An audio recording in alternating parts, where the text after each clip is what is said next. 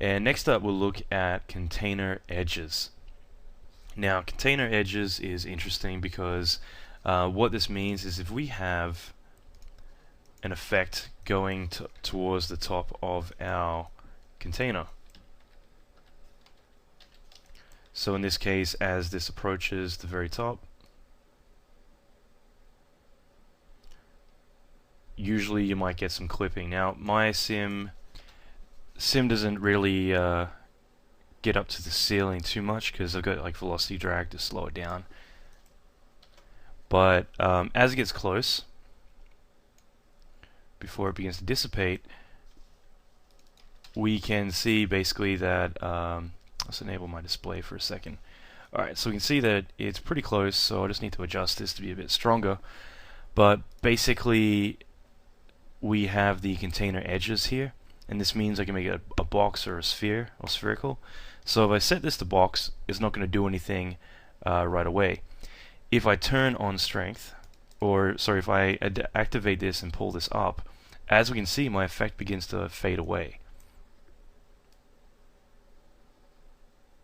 Okay, so this means that as I adjust this, it's going to essentially get the edges, and it's going to based on like a same kind of method as a Gaussian, it's going to kind of soften around the edges and continue to expand the range of it as I adjust this.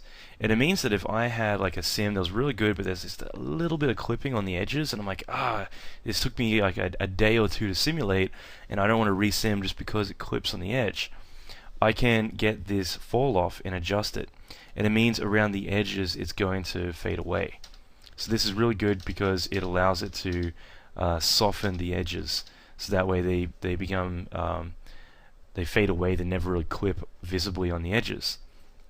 Now if I wanted, I can make this spherical based. As we can see, it's more of a sphere that it's fading into. So these are two different approaches, or I can turn on the none and it doesn't do any at all. The other thing I could do is, if I wanted to, I could apply a map. So I could get this and apply a 3D map through this, and it will essentially break it up and make it more patchy. So this can be useful in some situations where either I apply like a 3D gradient of like a noise or whatever I wanted to do to it. So for instance, to make it really obvious and make it cellular, I'll drag the cellular in here as an instance, and I'll adjust the spread, but also make this a lot more white, so that way I'm getting more of a speck to it. And I might need to adjust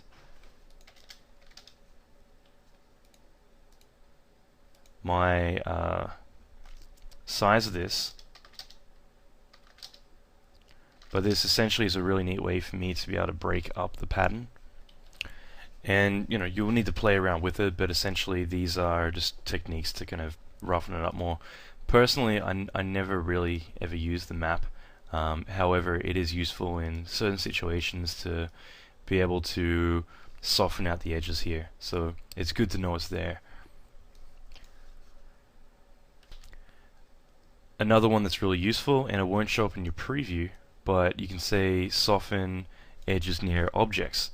This just means that you could have objects, and if there's any clipping, like there's a bit of artifacting or something, you can enable this, and it just means that those areas will begin to become a lot more soft if they're interacting with it. So it's just good if you're like looking really close at an object, you might see banding, and rather than adjusting a lot of your step size, you can enable this and it will soften it a lot more. So that's just a standard thing that's good to have.